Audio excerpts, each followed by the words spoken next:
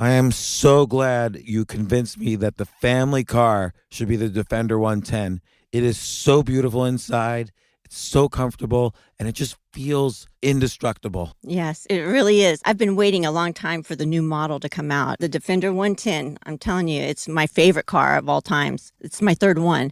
You know, I have stories of going off road. The guy managed the group. He was like, "What are you doing in this beautiful car?" I'm like, "I'm going off road." He's like, "Are you sure? Because you can use one of ours." And then they look like Mad Max cars. I'm like, "No, no, no, no, we're going to do this." And he was shocked. Wow. Well, it's great because the Defender has been reimagined for 21st century adventure, and its unparalleled off-road ability as well as its robust interior are invaluable whether you're headed towards uncharted territory or just a weekend of exploration. The Defender 110 tackles challenging surroundings with absolute confidence. The SUV conveys strength outside and in, featuring peerless technology like an intuitive driver display and an award-winning infotainment system. That's my favorite part, to keep you connected no matter where the journey takes you. Adventure is unique to everyone, and so is the Defender. Choose from the two-door Defender 90, the four-door Defender 110, or the larger Defender 130 with the ability to seat up to 8 passengers. You'll find uncompromising performance in all three. So pack up and go even further with the Defender 110. Learn more at LandRoverUSA.com/Defender. This isn't your average business podcast, and he's not your average host. This is the James Altucher Show. Today on the James Altucher Show. A lot of people, when they think of the word evolution, they think of Charles Darwin, they think of flowers that turn into multicolored flowers, that turn into, I don't know, humans. I don't know what things evolve into.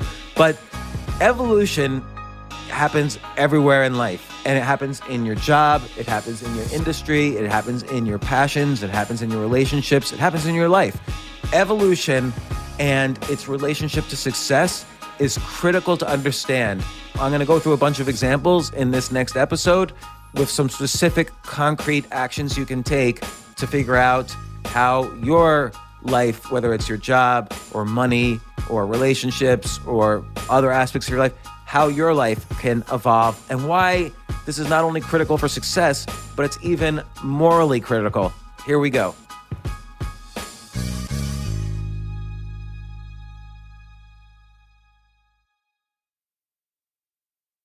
So I've been thinking, like if a thief stole a loaf of bread from a store to feed his hungry family, so who is in the right and who is in the wrong? On one hand, he's breaking the law. On the other hand, he's feeding his family. You know, this is the moral dilemma that I've been thinking all the time. I think the problem with everything is that the universe wasn't meant to be 1 and 0, black and Right. white. Like, Right. if you think about morals, they're sort of man-made, right? Like 150 years ago, 160 years ago, people still had slaves and they thought they were being moral. They thought Right. they were being, this was the best thing for their slaves or whatever. They thought they were Right. being, they were great human beings. Morals change. People used to marry 16-year-olds here, even here in the United States. Like, Wait, really? When was that ago? How long was that ago? I don't know, in the 1800s and the Ah. 1700s, like people married very young because Oh. they died very young, so they wanted Oh, to have right, kids. right. So and a lot of women unfortunately died in childbirth, for instance. So So you think moral can be defined? So this is just me. I always define moral as something that was accepted by majority during that time. but I don't even know if that's true. So like, remember I just said how these other things like slaves and Right. having young brides used to be considered morally acceptable. That doesn't mean they were moral. Like, Right. it's bad to kill somebody. Now, death penalty aside and war aside, because people make different arguments there, it's bad to just walk up to someone on the street and kill them.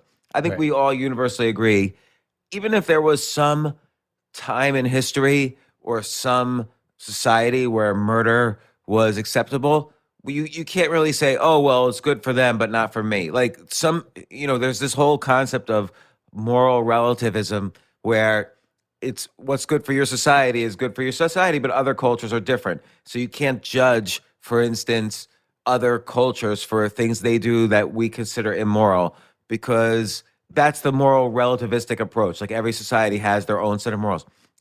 Me personally, I don't believe that. I think there really Really? are a set of morals that are good and that we're sort of culturally evolving towards. Yeah, didn't you and Sam Harris talk about this? That's what the moral baseline, right? Oh, Is yeah, that right. Yeah. So Sam Harris writes about this in his book, Making Sense. We talked about this on the podcast? podcast. Yeah.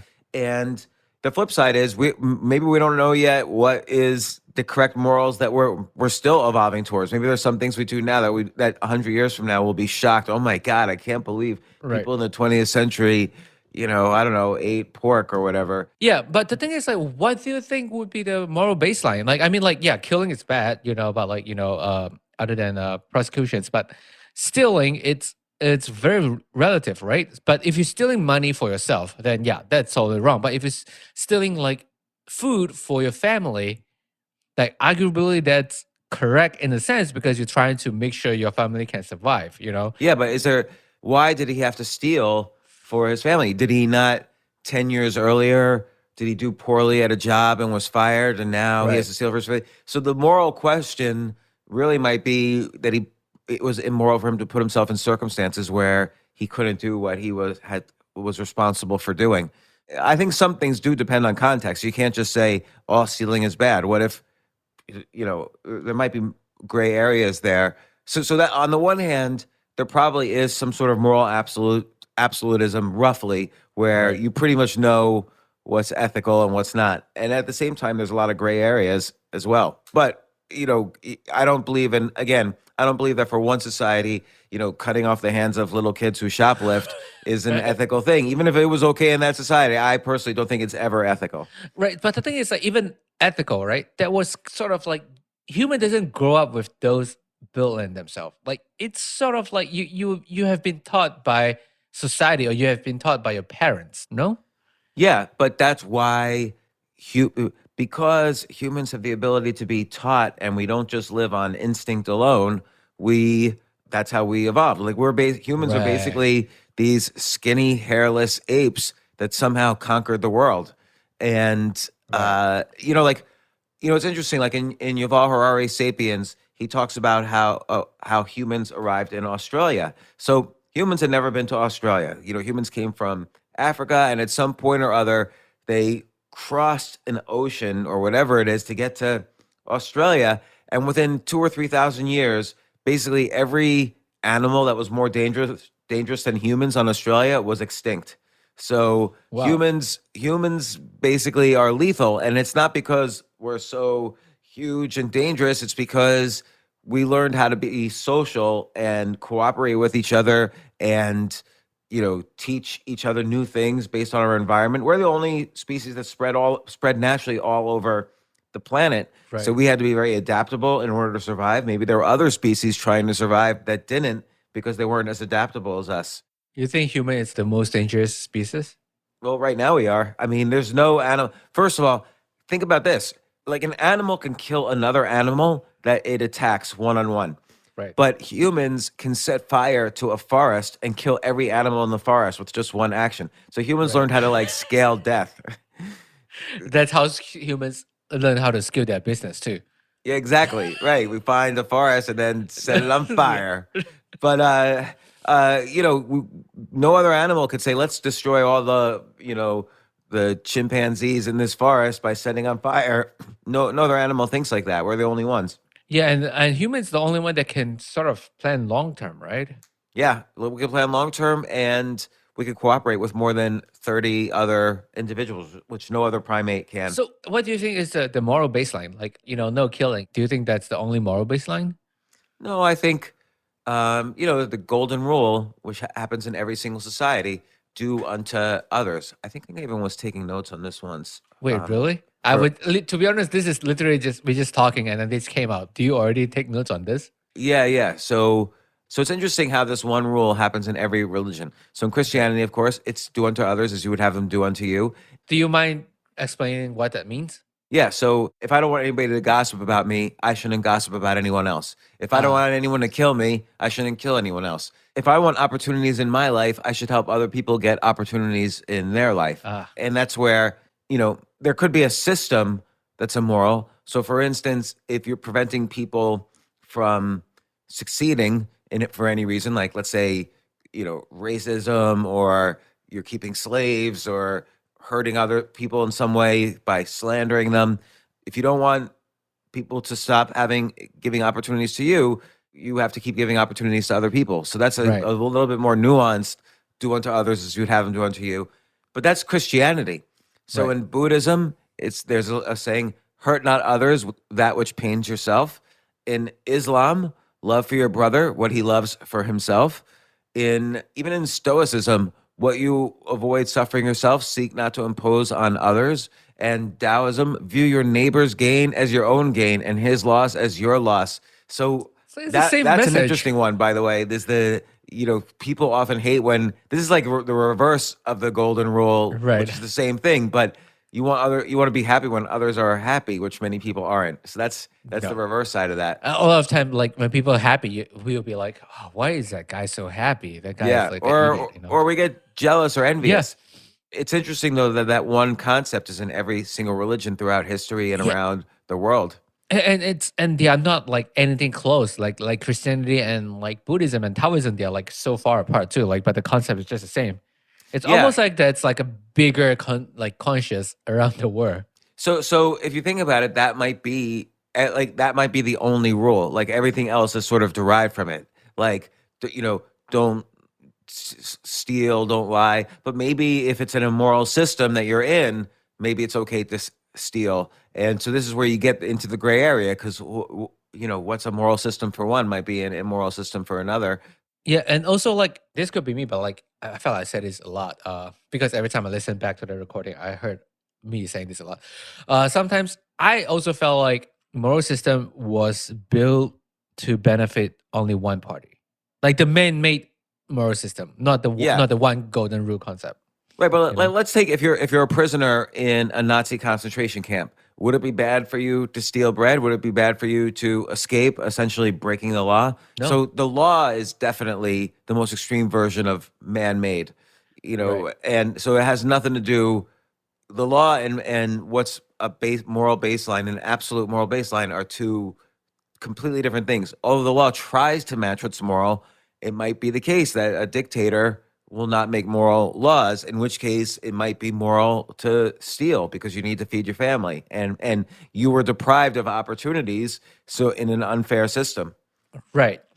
Yeah, but and at the same time, like I felt like maybe I'm just being too paranoid. Like maybe in some other country or maybe some other society, they were trying to look or pretend to be like a good society, so they impose some law.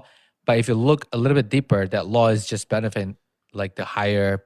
Yeah, well, People. look at almost every, and this is not a statement about Marxist philosophy, but look at almost every communist country, ranging from China, Russia, Venezuela, Cuba. People would defect out of these countries because it was so miserable. I mean, in China, when they were, on the one hand, it's not like these countries all hate their government and can't wait for the government to leave. I mean, billions of people loved communism under Mao, and they thought it was a moral system because everybody should be equal. All the farmers Right. should get the same thing. All the people who were living off the fat of the country, let's get rid of them or re-educate them. So professors, merchants, rich people. And so they had in the 60s, Mao had the Cultural Revolution where 60 million people died. And, Right. under Stalinism, something like 20 or 30 million people died. And, Venezuela, everybody, who had anything, fled. Cuba in 1961, everybody fled on boats to the U.S. So it's not like those, any attempt at making a forced man-made moral system has kind of not only failed economically, but tens of millions of people died. It's flat. Yeah. So in the U.S., I think that's why the fundamental belief in the philosophy behind the Constitution is that not that everybody should have the exact same items, but that everybody should be treated the same. So property shouldn't be equally shared, but property rights should be equally respected. So for instance, I have a right to my life. I have a right to say what I want. I have a right to my home without you taking it. Unless we made a deal and I owe money and I didn't pay it, and then I And could get my house taken yeah, away. and unless you're Twitter. Yeah. Well, Twitter is a private company, and Right. Yeah, right. they are allowed to do. The government can't interfere with their rights. Now, the government does do that, and I'm not acting like a libertarian here. Like the government correctly regulates some industries that need regulation, but overall, most industries don't need regulation, and most people don't need that much regulation.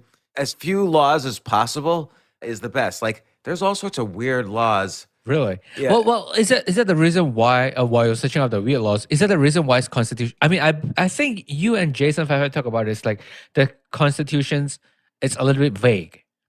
Yeah, it's Usually vague a on bit vague. purpose Yeah. because they don't know how society is going to change. So, for instance, the president has certain rights that he has the right to do these executive orders, or Congress has the right to make laws that the president does. But what those rights are sometimes deliberately vague because they change.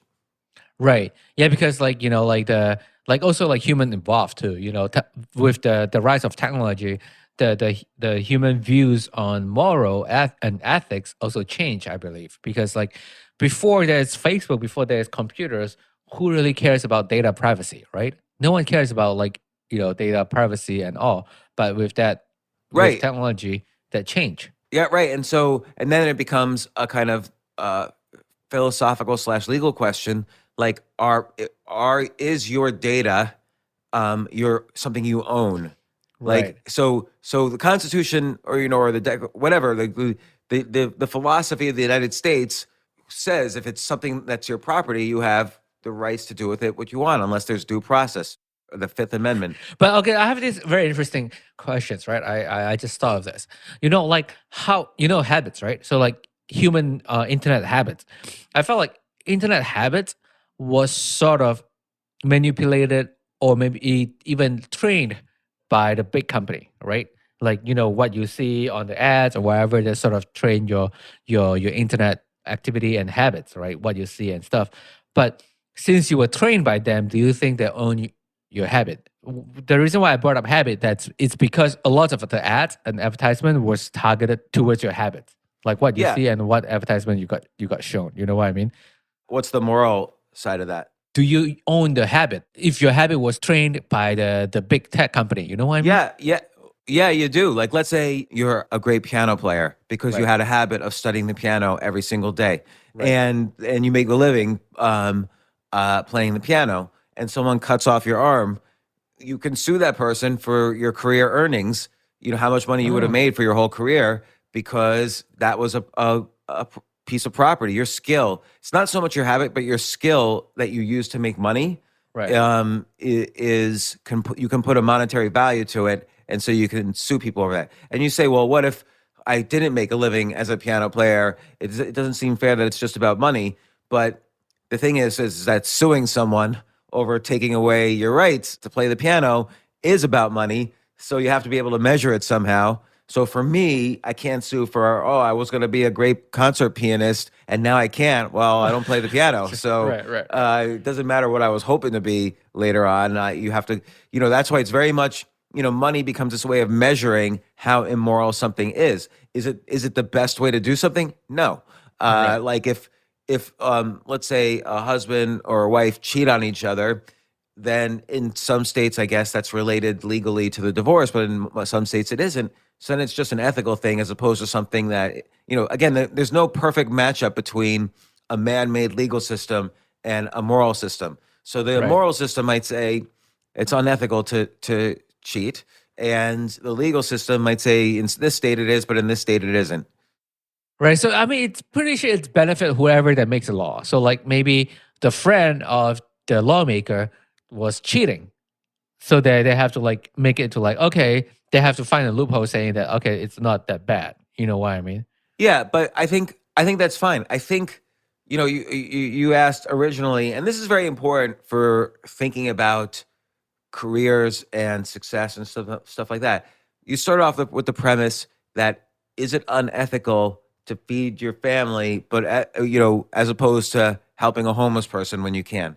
Oh yeah, And this is what we were talking about. We were talking about something, and then I asked you like, is it unethical to, if you have $2, you keep the $2 when so you can feed yourself and your kid, or should you share the dollar with the homeless people and then you'll both starve? no, here's the important metaphor, and it's an airplane metaphor. So when when you're in a plane and the oxygen bags come down because maybe the plane's running out of air, Ah, you have to put the mask on yourself yourself, first and before the then baby, babies, yeah, and then certainly before the person next to you, yep, because you can't save your baby unless you're saved. So all these people have miserable lives their house is a mess, their career's a mess, their relationships are a mess, and then they go and protest and start looting, delis or looting the Capitol or whatever. There's a saying, before you want to change the world, don't forget to, change your underwear. So you have to take care of yourself. And the most moral thing you can do, and it sounds selfish to say it this way, but it doesn't mean it. The most non-selfish thing you could do, the most selfless thing you can do is to take care of yourself and to do the best for yourself. Now, you might say, well, then are you saying people should just accumulate money before they help anybody? When will it stop? I'm not saying just accumulate money. I'm saying, take care. People. It's obviously not the case that having $1 billion makes you more happy than having a right, million or 10,000 or 100,000. But so at some point you have to decide, like, okay, this was enough money, and now it's better for the people around me if I focus on other things. Now it might be, as Warren Buffett has argued, it might be the best to accumulate money because he's leaving all of his money to charity when he dies. Same with Bill Gates. So right, for them, their skill was accumulating money. And if he had started, like if Warren Buffett started giving all his money away when he had $1 billion, he never would have been able to give away $100 billion. right, So for him, the moral thing to do was to accumulate as much as possible. But he still took care of himself first. Like he had to live, and he was fair. But he had to live. You live by your reputation in that world, and he's one of the most ethical people around, but accumulates money as his thing. yeah. And sometimes when you help people, doesn't mean you have to give them money. Because I always believe in this metaphor. Like you don't give a man a fish, you teach them how to fish. Along those lines, like you can't help everyone, Yeah, but if you do good things, you don't even know how the effect ripples out, like dropping a pebble in the ocean, the waves ripple out, and to some extent, even a tiny micro nano aspect of those waves hit every shore. right, So, you can't worry about who you're helping. You just have to do what's best for you and what right, you consider to be the highest ethical standard, and take action to improve your life, and that will ripple out and ultimately help everyone. It's, by the way, people always say nice guys finish last. That is totally not true. Like if you pursue what you love and you do it with a high standard of ethical behavior, ultimately, if what you do to help yourself helps others, you'll make a lot of money, you'll be successful. And I said an if what you do helps others, blah, blah, blah. But if you're going to make a lot of money, you could only do something which helps others. right, So, for instance, everyone says, oh, so and so is rich. This guy, or that woman is awful because she's so rich. But look at the people who are rich. Jeff Bezos, created a store that we all were able to order from in this lockdown when we couldn't leave the house. So he fed like 1 billion people. Richard Branson, set up a competitive airline to British Airways with Virgin Air, and created a great airline that set the standards for airlines around the world and helped right, people get from one place to another. So in order to make money, you have to provide something of great value to others. And in right, order to provide something of great value to others, you have to really take care of yourself. You can't come up with a great idea. You can't be creative if you haven't exercised physically. If you're sick, you can't help people. If you're arguing with your spouse, you can't help people. If you're not creative, you can't help people. And if you're not able to deal with misfortune occasionally, then you're not going to be creative. That's very hard. Like the thing is, like, for me, I felt like it's really hard to deal with misfortunes because, like, when you get hit by any misfortune, like just even a tiny one, your day is pretty much ruined. Yeah, well, but what is that misfortune like for everybody? Like, for instance, for some people, reading some upsetting news about the climate will ruin their day, and for other people, having an argument with their spouse might ruin their day. Right. So, uh, it changes. Yeah, you sort of have to define the misfortune. So But what but if but like that's why but that's why having a circle of misfortune, you know, or having an ability to deal with misfortune is the most important thing you could do for society, is the most selfless thing you can do. Because if I spend a week moping about a business deal that failed, then that's a week where I could have been creative and helping, people, helping grow myself, which in turn helps grow others. And instead, I spent a week moping around, upset. oh yeah, you didn't you have like a story that your business? But the thing is, how do you get through that? I think you get through that by focusing, but it's almost like it's exercising a muscle. It's the exercising the getting over it muscle. So whenever I have like some pain that brings me to the brink, and by the way, it's impossible to avoid. Like it's not like there's anybody out there who never has problems, but Well, I I think they are, but like they just doesn't take as much risk, or they are not experimenting enough because like the more you experiment, the more failure you have. yeah, but also you eventually you get sick sometimes, or you lose loved ones, or you have a bad relationship, and I think the way you bounce back is getting used to the idea, getting exercising the bouncing back muscle. But what I do, because it happens to me quite a bit, is I always make sure, did I do something to improve my physical health, my relationships with others, my creativity, and my ability to get over things that, like if someone disagrees with me about, some political issue, I have a choice. Do I get bothered by this, or do I move on and with my life and help others?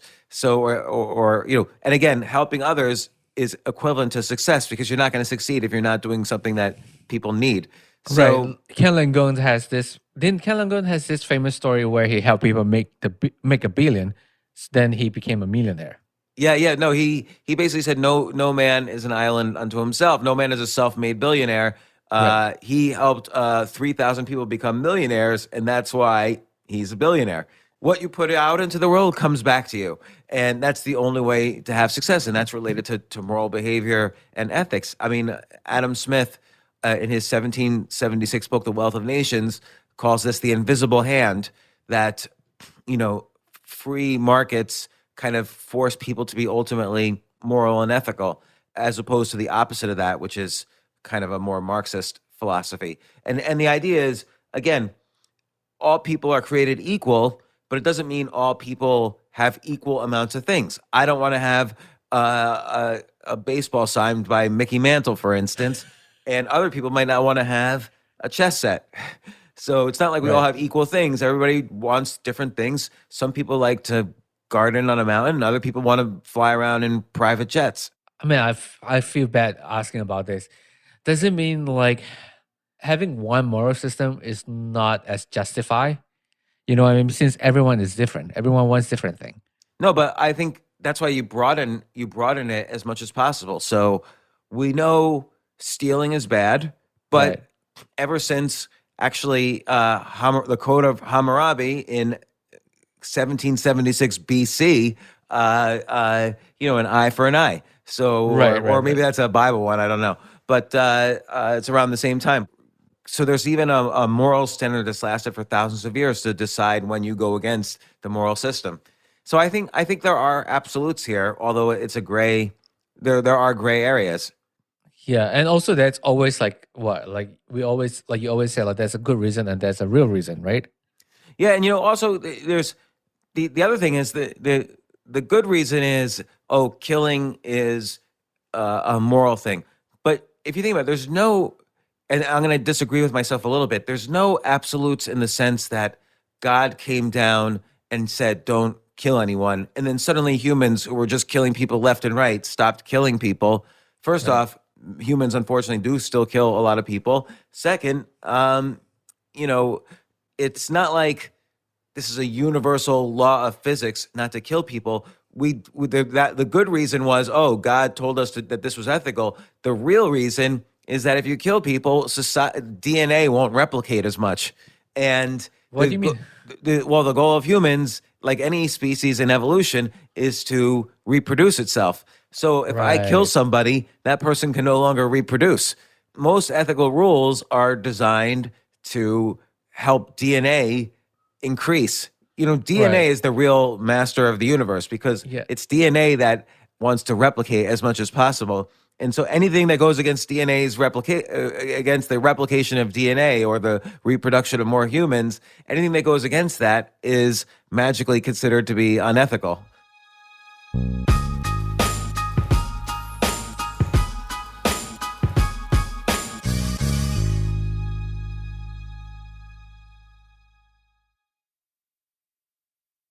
That just proves that human are simulations.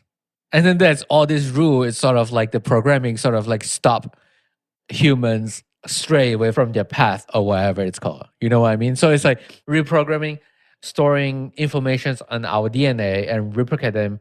It's our main job or our Yes. main objective.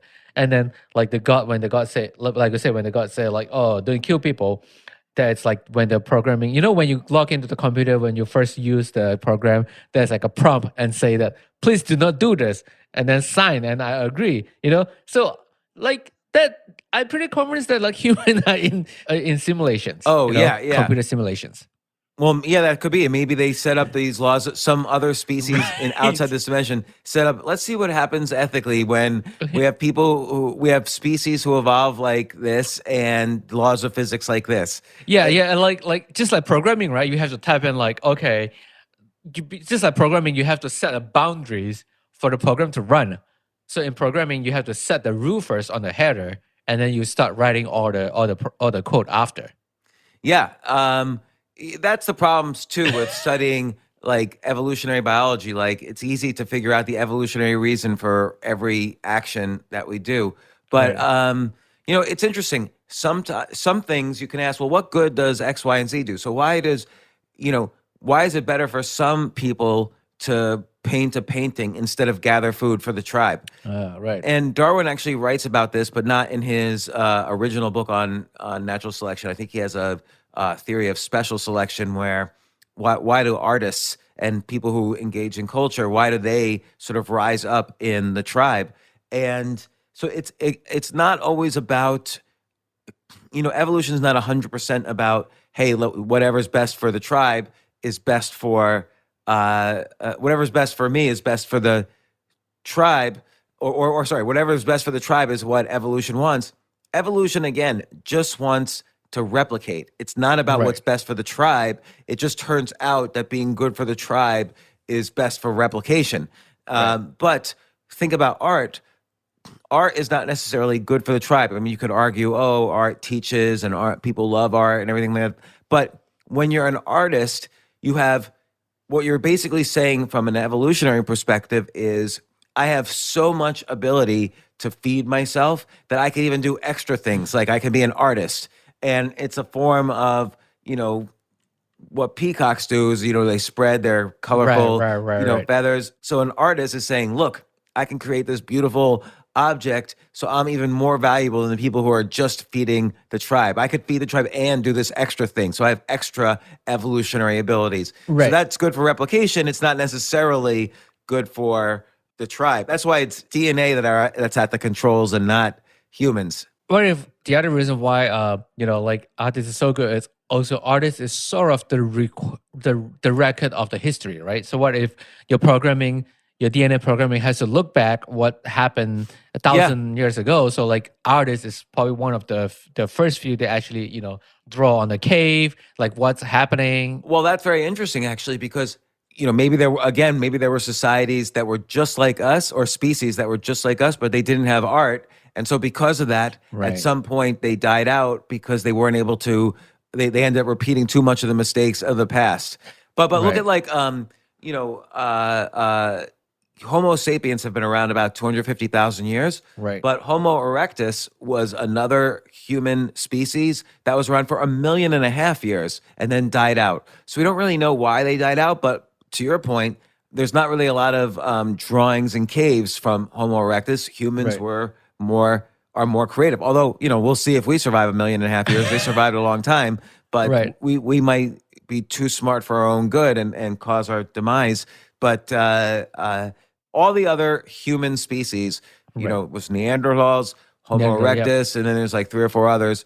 They all died out except for humans. Although we Yeah. do have some of their DNA. There was Because we some mixing. crossbred, right? Yeah. Yeah. There's spread. Yeah. But all of this is ultimately related to success, because not only do humans evolve, but every industry, every career, every society evolves. So for instance, look at medicine. They always bring up with this pandemic, 20 years ago it would have taken 5 years to come with a vaccine, and now it took 3 months. Or computers, in the 1960s, of course, a computer the size of a small calculator, sent a rocket to the moon in 1969. But now you can have, computers that self-drive cars and calculate trillions of calculations a second. So, like in the 1960s, you never could have made a computer to play a good game of chess. Now it's trivial to make a computer do that. So even money evolves. So first there was gold, then there was paper currency, and now there's Bitcoin. So the principles of evolution apply to everything. And knowing that, and knowing that not only do humans evolve, but your thinking about things evolves, like your opinions evolve, your abilities evolve in one direction or the other. When you have kids, your abilities to be a parent hopefully evolve as you learn. So I think understanding that and looking at whatever activities you engage in and making sure they're evolving with you, or if you're an entrepreneur, making sure your business evolves with the times, or looking at an industry and saying, hey, the next evolution in this industry is to create, I don't know, podcast software that records video locally on both sides, or something like that. Or the next car, the evolution of cars might be flying. And, you could start thinking of crazy stuff, because nothing's too crazy. Like, oh, it sounds crazy, flying cars. And yet, if we look at the patent, I'm going to look at the patent database right now, the Google patents. I bet you if I put in flying cars, we're going to see how many patents there are. Flying cars. Well, they are. Roadable aircraft with folding wings and integrated bumpers and lighting. And so that was granted last week, that patent. Wow.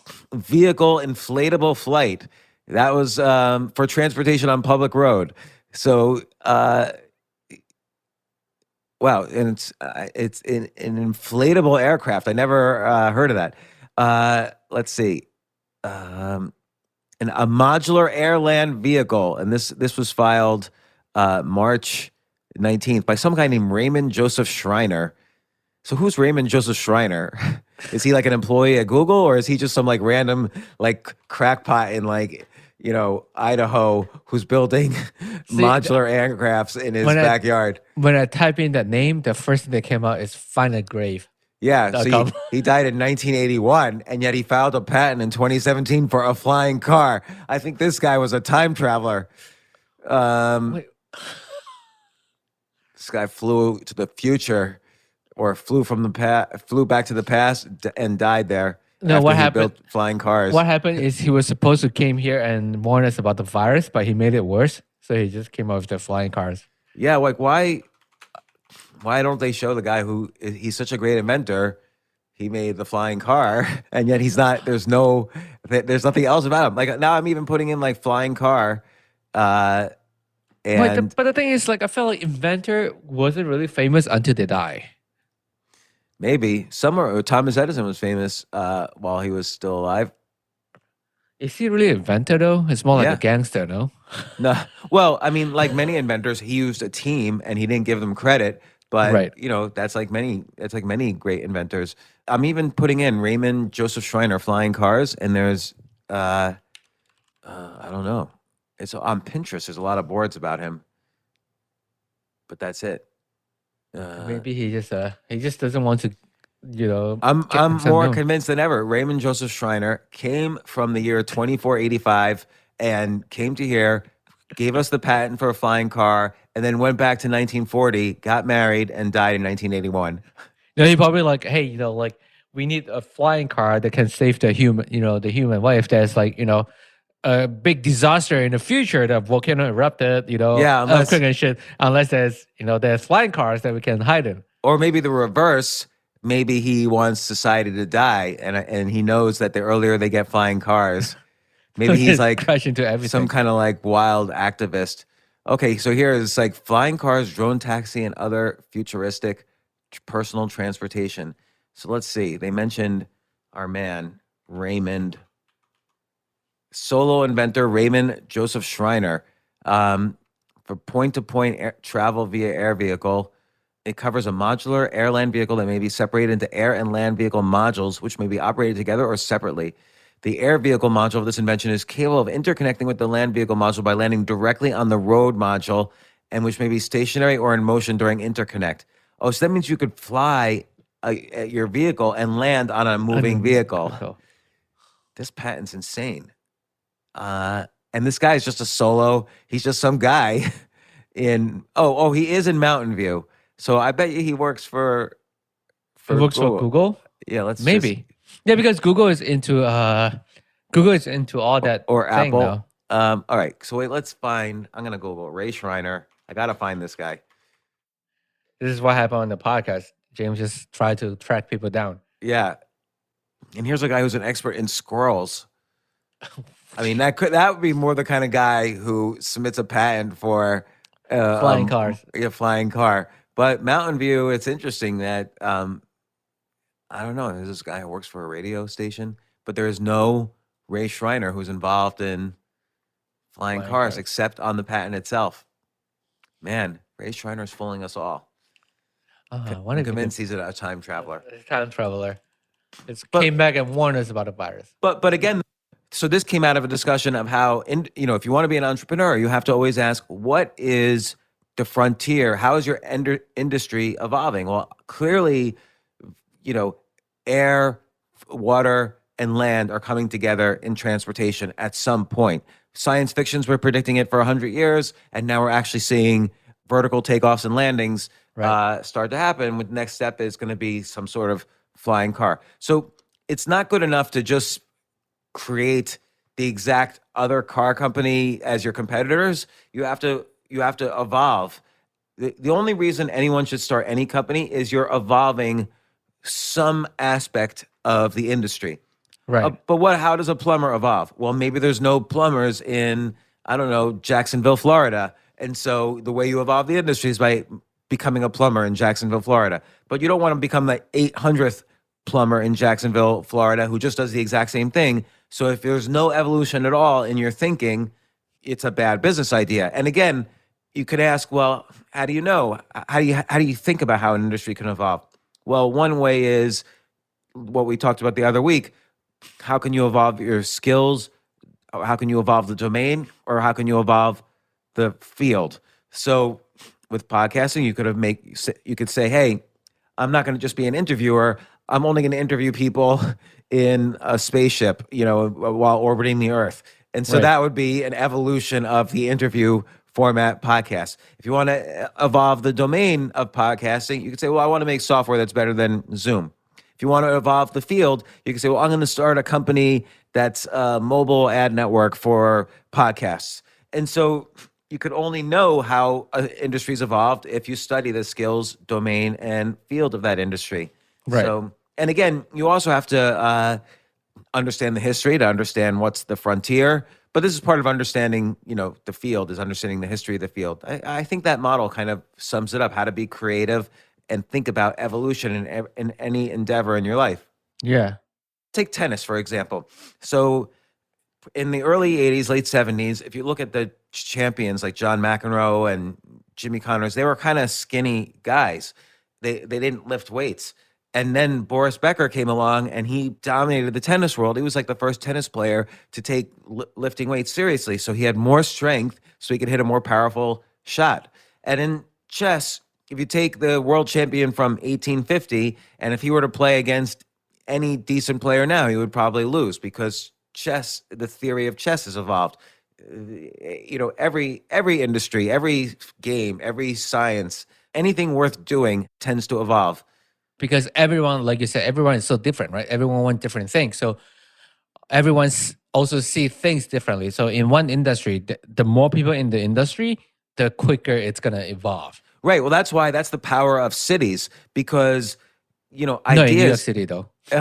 Well, New York City as well. And that's part of the problem is that you need New York City to have people, not the largest exodus of people ever. But, ideas, not only the more you have ideas, the more your thinking will evolve about an industry or area, but the more ideas are exchanged. So if I'm talking to like 100 podcasters, this is why people go to conferences to some extent. They also go to get trashed and do whatever they do and whatever stays in Vegas, stays in Vegas. Yep. But people exchange ideas faster than just coming up with ideas with themselves, and ideas have sex with each other. So this is another way industries evolve is, let's take the car industry and combine it with the airplane industry, and we have vertical cars. So that the way industries evolve is by combining with their closest possible industries. Or let's take Gregorian chants, religious chants by monks, and apply a hip hop beat to it, and then we have a group like Enigma, which makes Gregorian chants that are hip hop songs. Right. So that's like idea sex in music.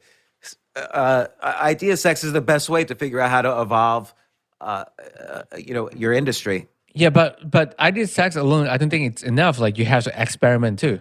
Yeah, you have to. Well, then you have to. So, and it's not just idea sex. So I in my next book, I write about idea division, idea multiplication, idea exponentials, and so on.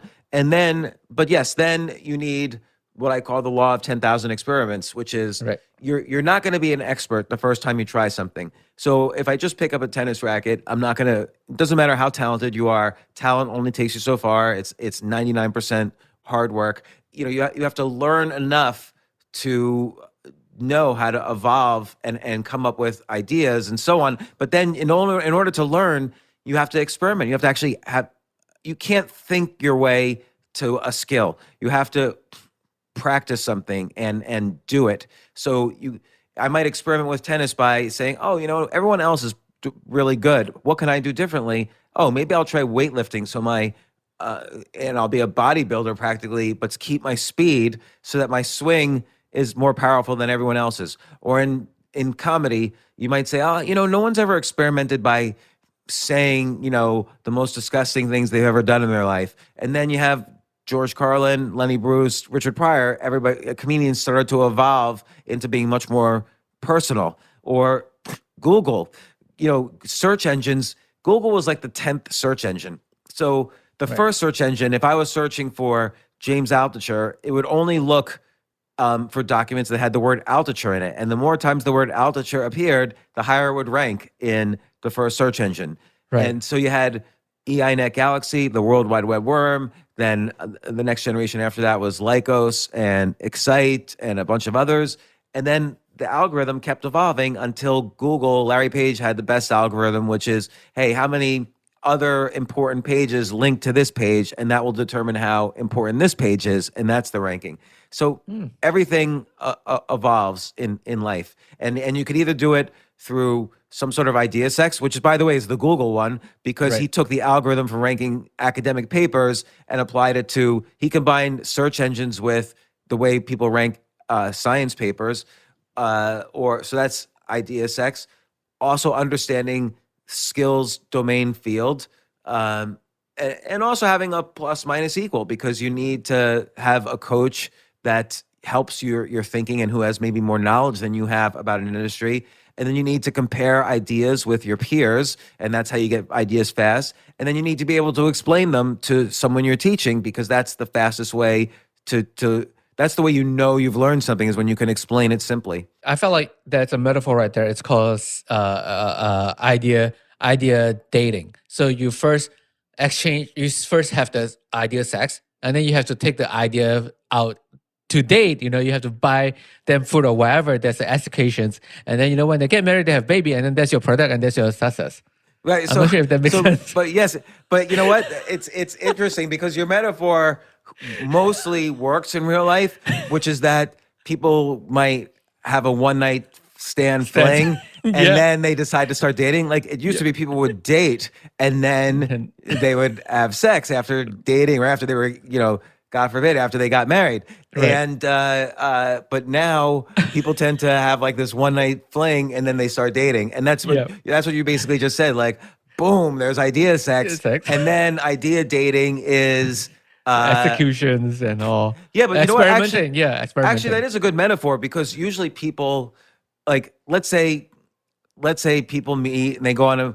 I think what you're saying is almost idea dating, but like more like it's like idea Tinder or something. serious dating, because you have to you can't just have a one night stand. There won't be enough experiments to really know if you could get good at an idea or if an idea is good. You have to have an idea relationship. So first maybe the actual beginning courtship dating, that's writing down the 10 ideas a day. Yeah. And then idea sex might be to really combine a bunch of ideas to have a good idea. And then the idea serious dating is when you start experimenting to see, like I might write down idealists like every single day for a month. That's kind of like I'm dating around. And finally, I'll pick something I want to have a relationship with. Maybe 2 or 3, some people do at the same time. But, I have this idea of which idea I want to have a relationship with. And that's when I start experimenting in the relationship. It's like idea.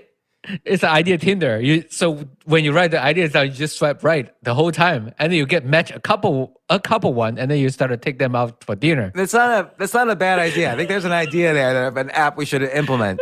But I think though this concept of evolution is very interesting. The evolution of personal success, because it does combine all these concepts about evolution. So first off, it's not just a biological species that evolves.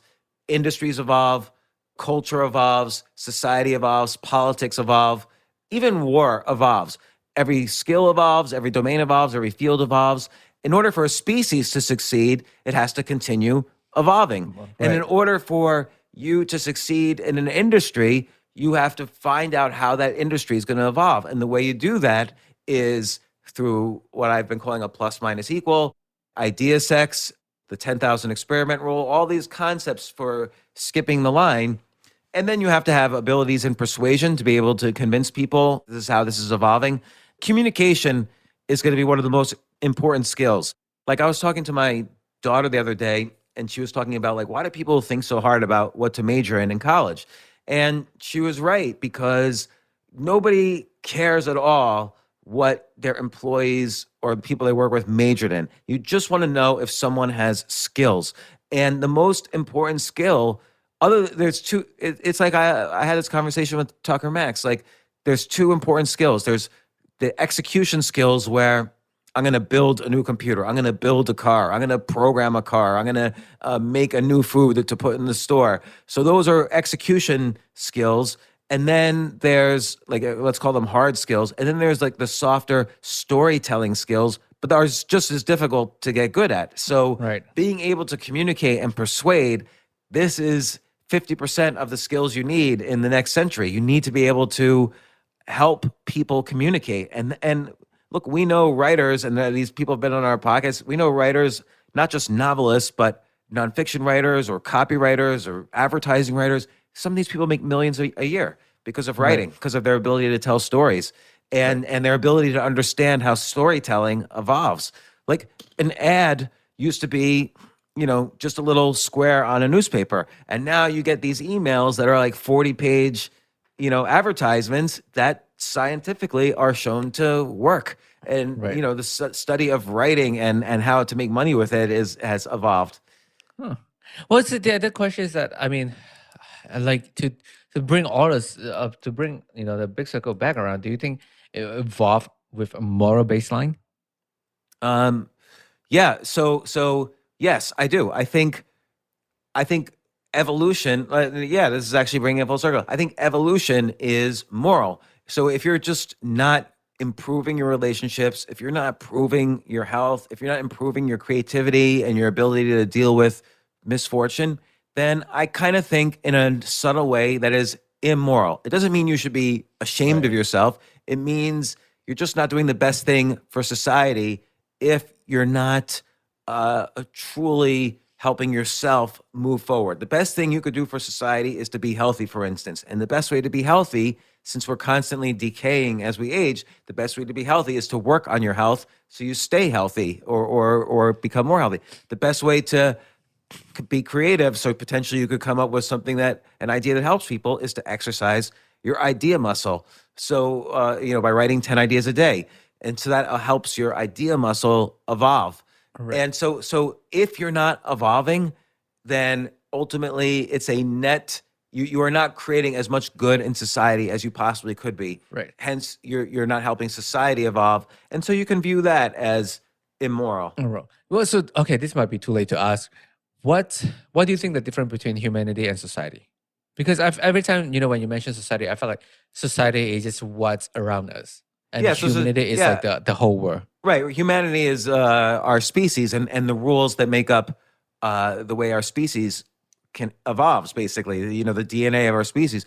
But society is just the thousands of individual cultures that exist in society, which also Right. evolves. So like US society has evolved through the years. Like, 100 years ago in 1920 was the first year that women voted, for instance. So Right. obviously society evolves through its laws, through its explicit laws passed by Congress, or its implicit laws, which Right. are how people view, moral standards, beauty standards, other cultural standards, and so on. So, everything you're possibly involved in evolves.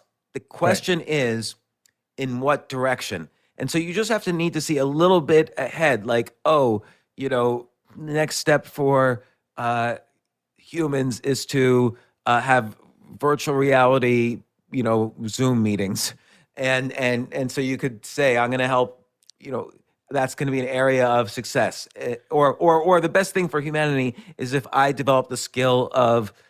work on my skill of communicating a little better, or if I work on my Right. ability to raise my children a little better. So you could think in terms of, again, in concentric circles. Like there's the individual, there's your family, there's your neighbors, there's your overall community and country, and then there's, cultures. So like whatever subculture you're in, whether it's tennis or making widgets, or making toothpaste, or making or being a better comedian or chess player or podcaster. So, ultimately you evolve everything in these concentric circles. And I think that's the most moral thing you can do. If you don't do it, it doesn't mean you're unethical. I'm just saying the most moral thing is to help all those circles, starting with your own individual self, help them evolve. So let's say if to the listener at home, sitting at their cubicle from 9 to 5, there's no one cubicle anymore. If they're sitting at home and listen to this, like, what are the first thing they can do right now to figure out what they need to do to evolve? Well, on an individual level, Mhm. physical health, exercise and sleep well and eat well. That's the physical health. If you don't eat well, or if you are sick again, you're not going to be creative and solve the next big problem. Or even, you don't have to solve a billion-person problem. You can just solve the problem of your children or of your wife or husband or whatever. Right. So if you're sick, you won't be able to do that. And if you're not, and then if your relationships are impaired, like you're arguing with everybody, you're not going to be able to do it. If you're not creative, you're not going to be able to do it. And if you're not, if you don't have a sense of like, oh, well, that happened. Now, what did I learn from it? Well, how can I move on? Again, that's the growth mindset we talked about a week ago. Right. Then you're not, that's the first thing you could do is you can help yourself evolve. Then, assuming, you start making idea lists. What are the ways my family can evolve? What are the ways I can help my community? How can my community evolve? And then, but ultimately for success, start thinking about, well, how can my job evolve? How can my company evolve? Like when I had a job at HBO in the 90s, I felt HBO should have a website. HBO did not have a website in the 90s, in the early 90s. And so by helping HBO evolve to going from a TV company to also an internet company, by actually helping HBO evolve, I added to my career. I not only helped HBO and all of HBO's customers and on, the ripple effect in my own small way, but I got promoted quite a bit because I was putting out there and I was and I wasn't just doing my job. I was moving the frontier of my job. I was forcing HBO to have evolution. So that means I'm going to succeed at that job. And then I realized that many companies would be evolving in the same way. So I set up my first company to help these other companies evolve. And that, of course, what I put out into the world, I got back. That built up my company. And I didn't quite have all the business skills to monetize it maybe how I should have, but I was certainly able to monetize it and make decent money before I lost it all. So whenever you think of how things can evolve, you will succeed. You'll either get promotions or you'll get the right relationships, or you'll make money, or you'll help society in ways that you don't even realize because of the ripple effect. Like my writing, I'm hoping was some attempt at evolving how people think about success. And, I get the emails from people I help, and I'm always very grateful for that. And that people say, well, why do you share all this stuff? Well, I succeed when I get these emails to some extent, and I exceed when I write something that I consider as a good writing. So, thinking in terms of evolution is important. Now, it's not just about coming up with ideas. Also, you have to get good at the 10,000 experiments rule, which I discuss in my next book. And, you have to get good at learning. So understanding how, the relationship between skills, domain, field, and then understanding the plus, minus, equal, and idea sets and all that. But these are almost the skills of evolution. This is a different way of thinking about choosing yourself or skipping the line. Right. Yeah, and Skipping the Line is coming out on February 23rd, right? Yeah. Oh, so if anyone wants to pre-order, I would be infinitely grateful. Apparently, the publishers and bookstores look at who's pre-ordering and save the receipt when you pre-order, because I'm going to come up with some reward system or lottery or something. I'm going to do some kind of giveaway for anybody who pre-orders my book. This wasn't intended to be an advertisement for the book, but it just so happens I've been thinking about these issues quite a bit. So, and Jay, once again, thank you for leading the way on this podcast. So people know, all these episodes start off with me, with Jay saying, do you want to do a podcast? And me saying, I have no idea what to say today. And then Jay very trickily starts asking questions and hits the record button, and off we go to a podcast. So thank you once again, Jay. And thank you. If people enjoy this, please let us know on Twitter, or you could email me at altucher@gmail.com. And please review and rank and subscribe to the podcast on iTunes, because the higher I go on the iTunes charts is not done by downloads, it's done by reviews and subscriptions. So it helps me considerably. I can't even tell you how much to do that. It's the only thing I ask. And I love doing this podcast. And please share any feedback at all that you want with us. So, and also, just so if your listeners didn't know, James' Twitter handle is at @Altucher. Yes. So people can tweet James on there, and James is pretty active on Twitter. Yes, more or less. I haven't been this past month, but we're gonna have a whole episode about stopping to use social media soon with our good friend Cal Newport. But anyway, thanks very much. Thanks, Jay, and see you soon. Thank you. See you soon.